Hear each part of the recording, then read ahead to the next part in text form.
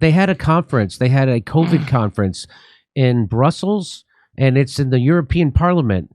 And they're talking about COVID and the vaccines and stuff that we're not allowed to talk about on this show, and the stuff that you're not allowed to talk about in this country. So they had another conference. It was the third one they've had. And here they're going to do a wrap-up of it. Here we go.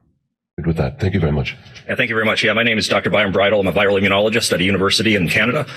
And first, I just want to address the question that was just asked. So from the scientific perspective, what I can tell you is after this conference, from my experience of the past 2 years, inevitably, everybody who spoke yesterday will be accused of having disseminated misinformation. I want to point out that what I saw yesterday was an awful lot of primary data presented. And when people are accusing us of disseminating misinformation, they never address the primary data that we have presented, nor do they provide primary data to demonstrate that what we have said is incorrect. Now, I noticed that with Dr. Pierre Corey when he testified in front of Congress. He said, it's not my word. I want you to look at the data. Dispute my data. Don't dispute my words. It's the data. And they're saying the same thing. And of course, Europe is just as corrupted by big pharma money as the United States. And so that's why these people are very courageous to do this. So in terms of the future, when it comes to science, misinformation is something that we have to be very concerned about. And the misinformation comes from universities and from the FDA and the government and big pharma. That's where the misinformation's coming from, not randos on YouTube or Twitter. I think you've been shown that it's not, but you didn't want to listen. Thank you, Rachel. I mean, Crystal. Need the press to help scientists around the world and physicians around the world in this area, because if you aren't aware, there's talks in pretty much every country around the world about the potential to criminalize misinformation, fine scientists and physicians, fire scientists and physicians if they provide misinformation. This has to be a concern to the media, because you have to start asking yourselves, if that's the case, who are going to be the arbiters of truth? They're gonna say it's the goddamn WHO is going to be the arbiter of truth, or some 20-year-old chick on BBC. Right. That's who's. But they pass a law in California like that he's talking about. They pass a law in California that if you're a doctor and you give someone advice on how to handle COVID that they don't like, meaning the government, they're going to fine you and disbar you. And it's just about COVID. Wow. Us of disseminating misinformation. They never address the primary data that we have presented, nor do they provide primary data to demonstrate that what we have said is incorrect. So in terms of the future, when it comes to science, misinformation is something that we have to be very concerned about. And we need the press to help scientists around the world and physicians around the world in this area, because if you aren't aware, there's talks in pretty much every country around the world about the potential to criminalize misinformation, fine scientists and physicians, fire scientists and physicians if they provide misinformation. So what that means is they're going to criminalize scientific dissent. That's what they're criminalizing. Well, they own the science. They own the science. This has to be a concern to the media, because you have to start asking yourselves, if that's the case, who are going to be the arbiters of truth? If it's not going to be scientists who provide primary data.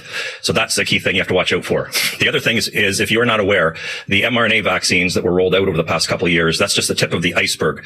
The same companies are developing mRNA vaccines for other diseases. Yep. And you may not be aware, there is an enormous number of mRNA vaccines being developed for veterinary use.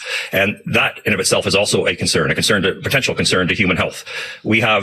For example, we know that the mRNA vaccines can get into human breast milk, and therefore we have infants who are consuming undefined doses of these mRNA vaccines. These were never approved for that route of administration, nor to be administered to infants, and yet we now know that is happening. And if it can get into human breast milk, who's to say that they couldn't get into the milk, meat, and eggs that we consume? So I'm telling you, based on what I saw yesterday, there needs to be an immediate moratorium on mRNA vaccine technology until the very many legitimate scientific questions that have come up about this technology over the last 2 years can be definitively answered. And I'd just like to end with this. The thing I most appreciated about my experience yesterday was the fact that these MEPs here, these are heroes to me, and you should not only be proud of them here in Europe, but these are political leaders around the world, I can tell you. So the country that I come from does not allow open discussion about the science underpinning COVID-19. But what was allowed yesterday was uncensored, open, and honest discussion of the hard, objective data underpinning COVID-19 policies. And I would like to thank these MEPs for allowing us to do that. Thank you. So So who is going to be the arbiter of misinformation? Who's the arbiter of truth? It should be you, the citizen. It should be up to you to decide who you should listen to and who you shouldn't. Just like when you have a medical issue and you go to a doctor, you just don't go to one doctor. You get a second and third opinion, and then it's up to you, the person, the citizen, to decide which doctor to listen to. Do you think Crystal has seen this data, though? No. And so that's why it was so crazy during COVID. I would have friends tell me, you're not a doctor.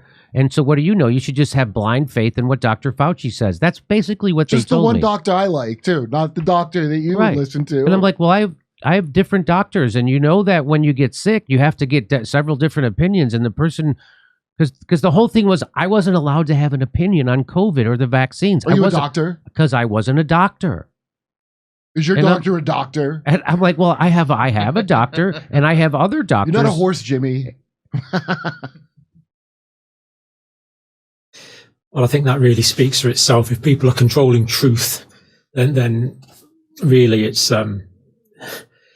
if we don't have science, if we can't talk about science, if we can't openly debate science, as is not possible at the moment in Canada, then where are we? Who is the arbiter of truth? Does it become political opinion? Yes. It really is quite frightening.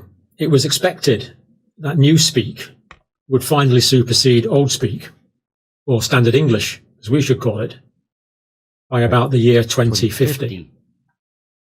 That's from a book called 1984. Will Old Speak be completely replaced by 2050?